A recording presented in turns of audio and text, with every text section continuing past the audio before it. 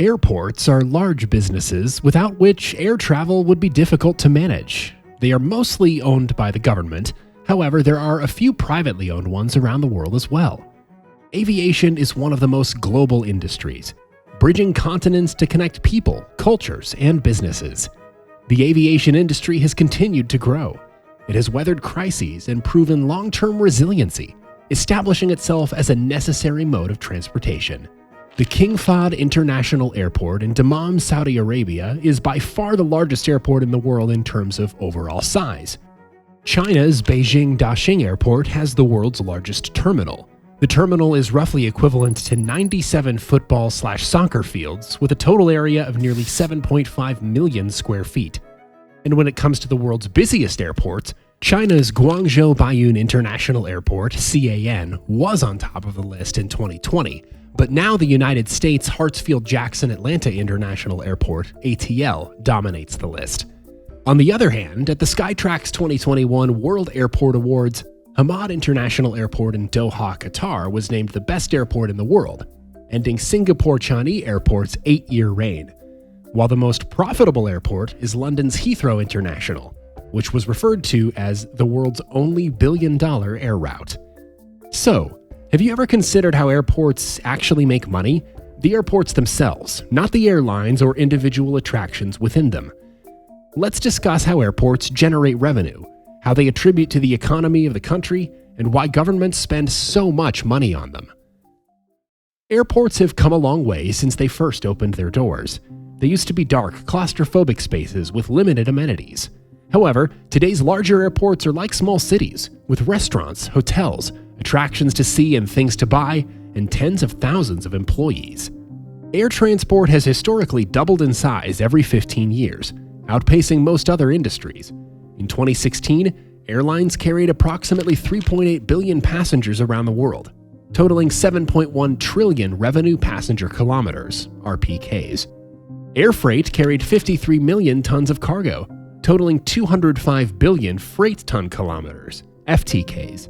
Every day, over 10 million passengers and USD 18 billion worth of cargo are transported by around 100,000 flights.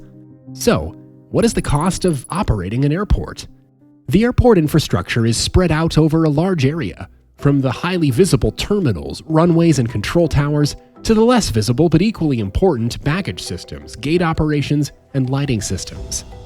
As you might expect, it's also an expensive area. According to IATA, infrastructure development will cost between $1.2 and $1.5 trillion between now and 2030. The newly constructed Changi Airport's total expenses were estimated to be around 1.43 billion Singapore dollars. Changi Airport in Singapore is rated as one of the best airports in the world, with a wide range of shopping and dining options. Moreover, according to US Global Investor 2020, the cost of operating an airport is around $13.55 per person. However, it varies depending on the size and location of the business. Over the last year, 159 airport construction projects have broken ground. These projects are worth nearly $110 billion in total, a slight decrease from the 134 projects that cost £131 billion in 2020.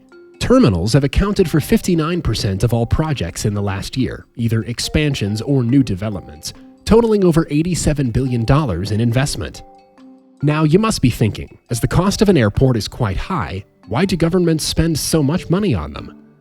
Airports are magnets for business and trade. Because of their proximity and connectivity to other metropolitan city areas, airports have a lot of untapped economic potential.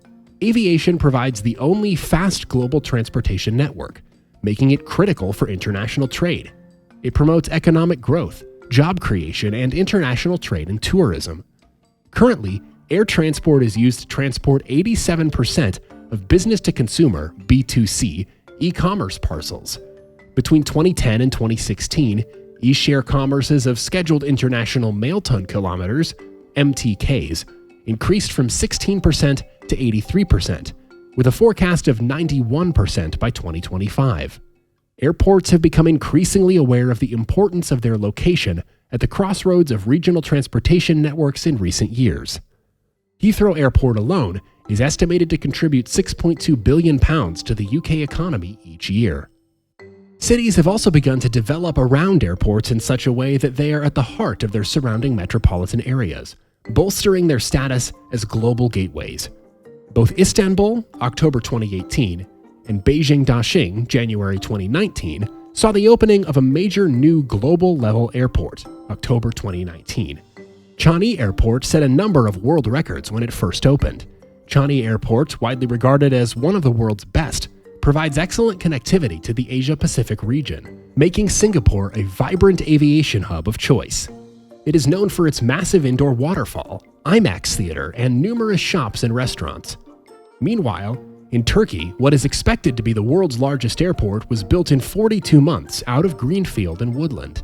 Because of its strategic location, the airport has risen to prominence as the region's largest hub and Turkey's gateway to the world.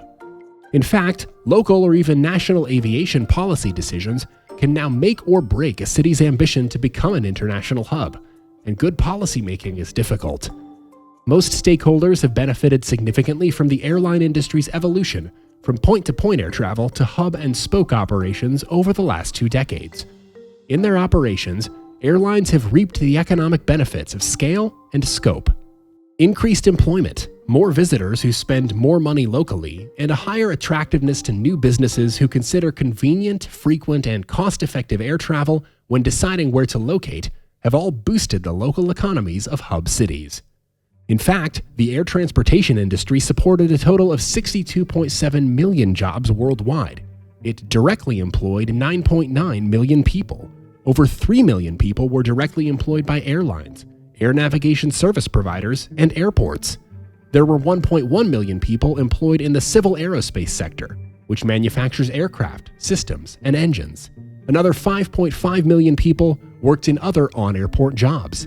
Aviation supported 52.8 million indirect, induced, and tourism-related jobs. Moreover, airports are highly profitable.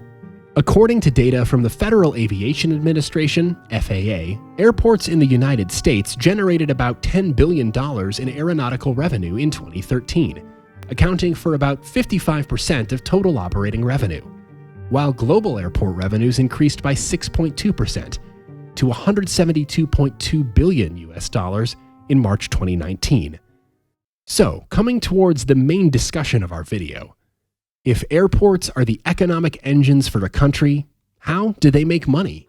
Well, airports are incredibly complex and challenging businesses, but they're also profitable in many cases.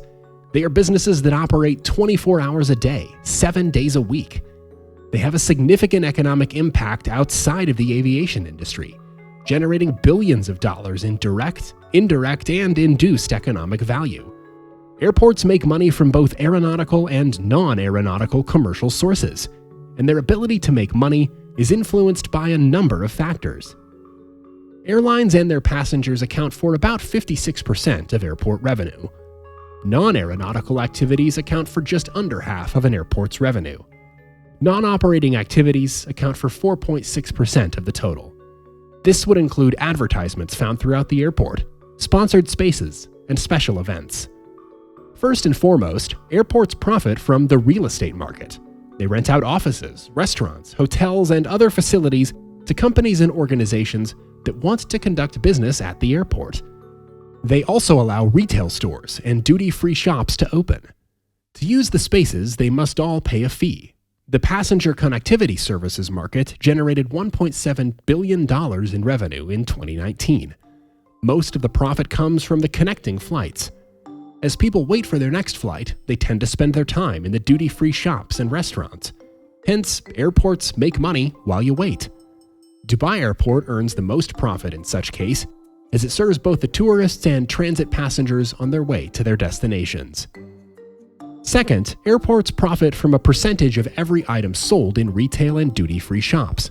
Duty-free shops are strategically located after check-in and within departing passenger waiting areas. Many airports will not announce departure gates until about 45 minutes before departure, in order to keep passengers waiting. Check-in times are limited so that passengers spend longer hours before boarding. These retail concessions earn the airport a handsome income per sale made. Third is cargo and storage handling.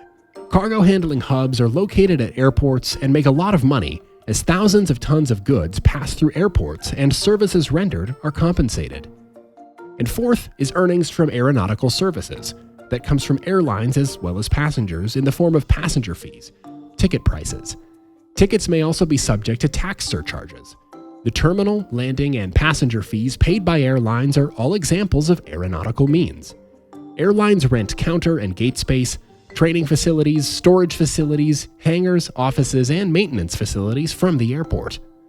According to Airports Council International, ACI, global airport revenue per passenger was $17.95 in 2018, with aeronautical revenue accounting for $10.03, and non-aeronautical revenue accounting for $7.03.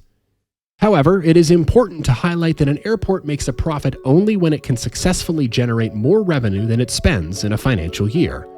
For example, London Heathrow, operated by Heathrow Airport Holdings, has a running cost of roughly $1.5 billion yearly, and that is excluding the possibility of any sort of unprecedented happenings.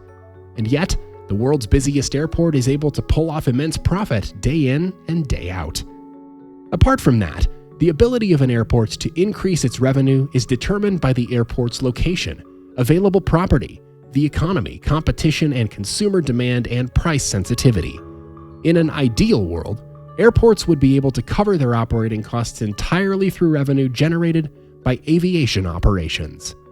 If you found this video informative and enjoyed the content, make sure to subscribe to our channel and hit the like button as well. And if you have any questions, feel free to ask us. We will be happy to answer them for you. Thank you for watching.